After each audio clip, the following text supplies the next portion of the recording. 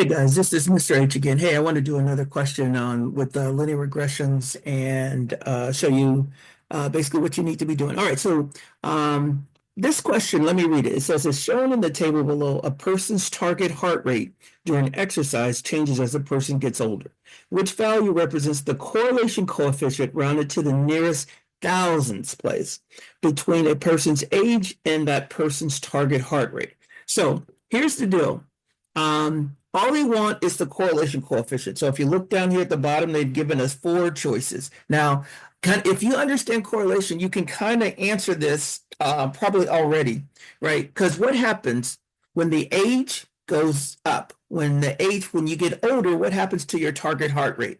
It goes down, right? Because your heart gets weaker.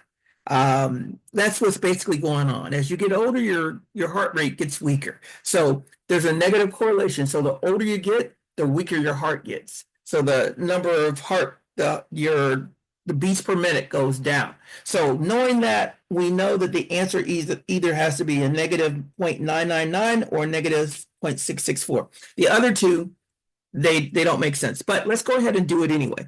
So now all we're going to do is we're going to enter this data in X and Y, and we're just going to run a regression, and then we're going to go look at the correlation coefficient. Now, we don't care about the equation in this case. All we care about right now is the correlation coefficient. So let me show you how to do this. So now, so here is the data. I've already entered it. I didn't want to spend a lot of time entering these data. You guys know how to do this already. So from here, I am going to go to the home screen. I'm going to go to data statistics. I'm going to put the X down here. I'm going to put the Y right here, and boom, there's my equation. It looks pretty linear, but even if it didn't, they told us a linear regression. So we're just going to go menu 461. Boom, there's our equation.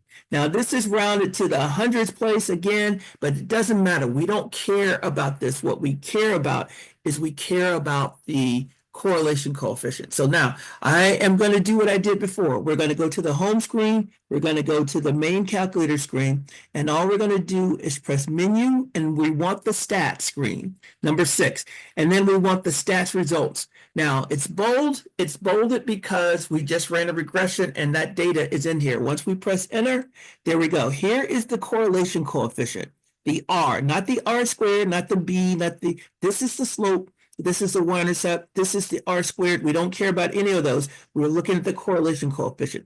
So if you look at it, it's a negative 0.9999. Remember, 1,000 has 3 zeros in it, so that means we need 3 decimal places. So we were just going to be 0.999. So we can go back to this, and we can answer this question.